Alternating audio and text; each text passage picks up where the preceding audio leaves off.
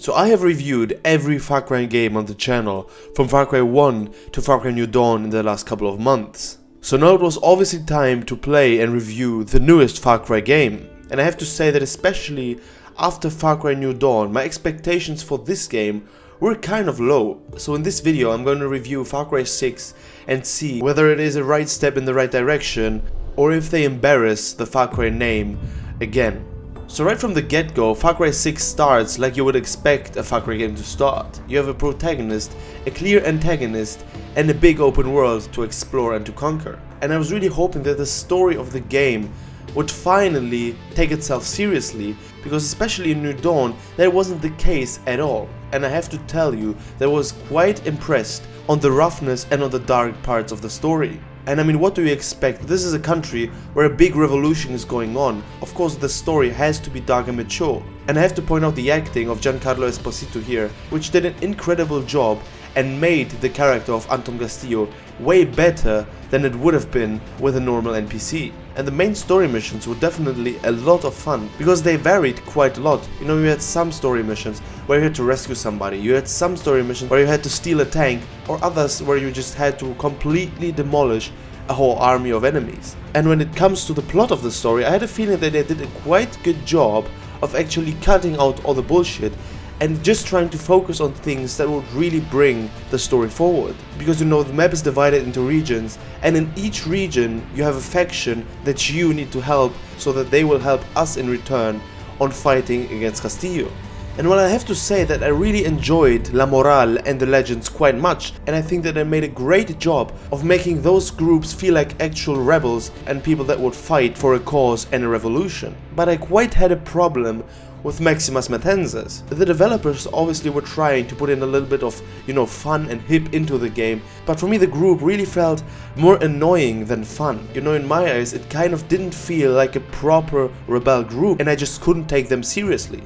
And it kind of made sense that their first priority and role in the whole revolution was not primarily to kill people, but actually to sing and perform so that the country turns on Castillo. But still, in a revolution and a dark story like that, I would have definitely liked a faction that is a little bit more real and that the player could take seriously at all. Because when you think about the most interesting characters of the game, nobody would ever name a character from Maximas Matanzas, because they're just so forgettable and really don't fit into the plot of the game. You know, when I think about interesting characters from the game, I even don't think about Dani, I don't think about Camila, I primarily think about Diego and Clara. Now I obviously don't have to mention Anton Castillo, because you know, when it comes to Diego Castillo, I even found him more interesting than Anton himself, because you could really see a proper character development. You know, when the game started, it kind of seemed like it was just a little boy that didn't really fit the role Anton would try to put him in. And then he developed and developed more and more, and in the end it kind of felt like he was a proper young man who knew what was going on and kind of even built a connection with Dani. So he had a lot of depth to him, and I even had the feeling that Anton Castillo had quite a lot of wasted potential, because, well, first off, you only really see him in cutscenes, and moreover, he doesn't really come out of that role of the tyrannical president. You know, there are no scenes shown where he's actually emotional and that show his past or his thoughts and beliefs. Another very interesting person that I noted, in which for me they wasted quite a lot of potential, was Clara, you know, the leader of Libertad. You know, when she was born, she had everything. She was born in a very wealthy family, but after seeing what the average Yara had to endure, she actually decided herself that she was going to change things and lead the revolution group of Libertad. And when it comes to Dani, there really isn't as much to say about him. Like, he definitely wasn't a Jason Brody, but he wasn't also a bad. I would have liked to see more character development though, because he was pretty much the same guy at the beginning and in the end. So while I was very happy that I didn't go short on the brutality when it comes to the story and the darkness of it, there were still some things that I would have liked to see changed or more expanded on. And now when it comes to the gameplay of Far Cry 6, first off, we have to say that we play as Dani, and here I have to really applaud Ubisoft that the protagonist finally has a voice again. What's a guerrilla? Always a guerrilla. I mean, it was driving me crazy in the last couple of Far Cry games where they somehow decided that the protagonist should not speak at all. Like, I didn't get why, and I was really happy with the change. He didn't speak much, but it was definitely enough to make us understand him more and make him more realistic. And what I have to say when it comes to the protagonist, something that is maybe quite controversial in today's times, is that I do not like when you're able to choose between male or female, because I think that a game should be really narrowed down for either a man or a woman, because through being able to choose between male and female, the developers really can't focus down on one gender. And obviously people and interactions are completely different whether a male or a female protagonist is the main character of the game. And I chose the male Dani for the game because I obviously can relate to him more, and in some scenes I really had the feeling that the game was firstly developed for the female Dani. Because guys, I mean, think about it.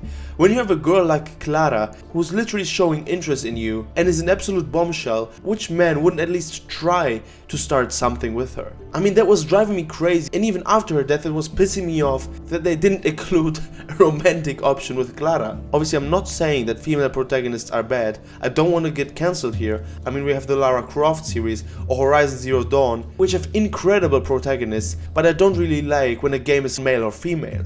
And now in Far Cry 6 we have to say that they didn't really go short when it came to the assassinations. I even don't know if I can show every assassination here on YouTube, but they went all in, and I mean all in with it.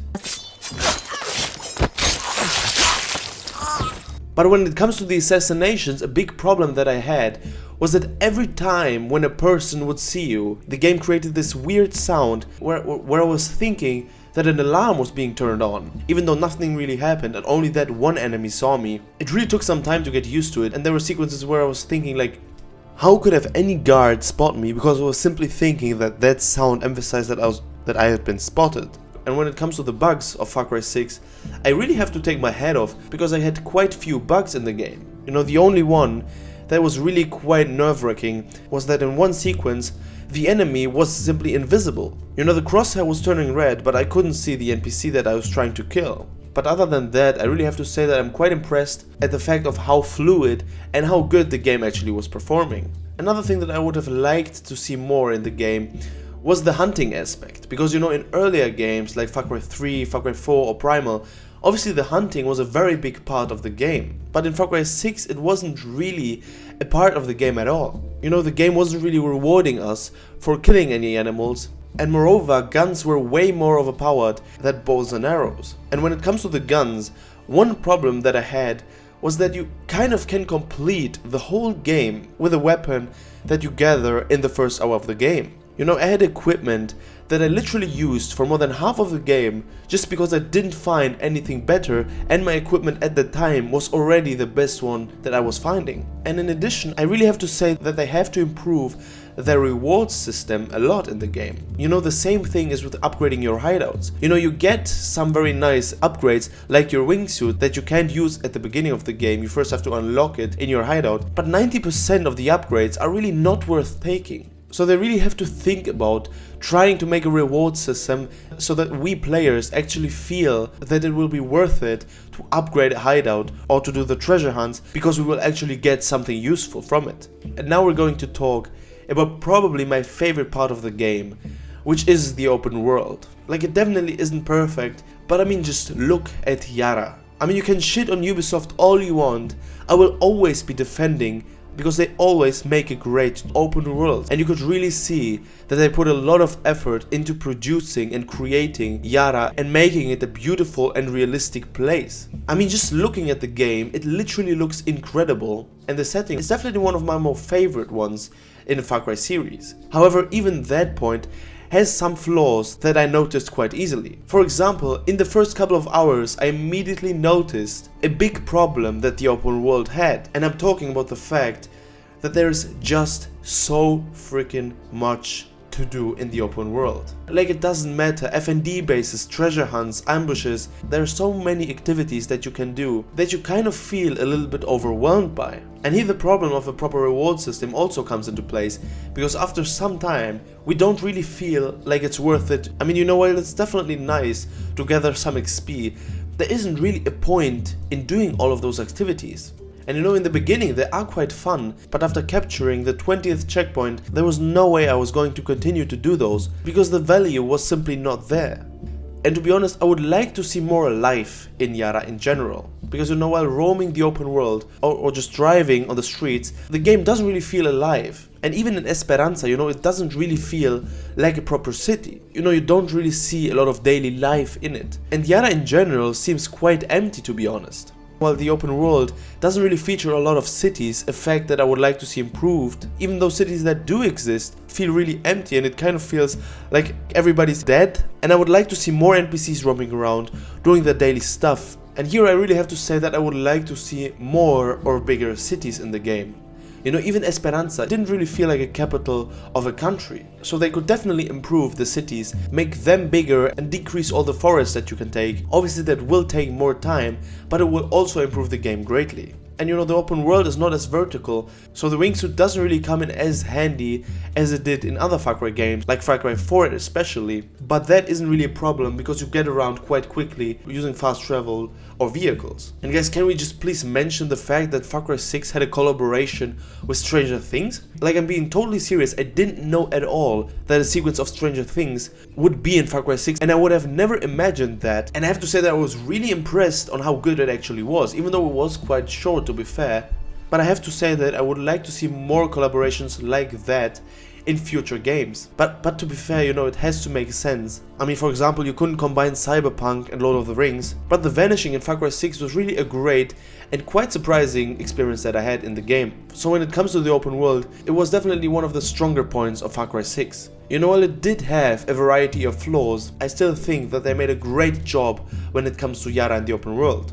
And also the flaws that I did see in the game were not like game breaking, but still I have to say that I would have liked to see a bigger city or more NPCs in the open world of Far Cry 6. So I have to say that the term wasted potential fits very well with Far Cry 6. You know, I had a great experience and a lot of fun, which you obviously always have in Far Cry games if you're a shooter fan. However, there are a lot of aspects that they could improve in future games. You know, reducing the amount you can do in the open world, make Yara feel more alive, or just don't waste as much potential, because Giancarlo Esposito made a great job when it came to Anton Castillo. But you know, after finishing the game, I really thought like they could have done way more with him. You know, they could have talked about his reasons, you know, his life before the game, and they could have put more depth to the character like they did with Diego Castillo, which was probably the most interesting character in the game for me. So while the game does have a lot of flaws and negative aspects that I had to mention in the video, I think that Far Cry 6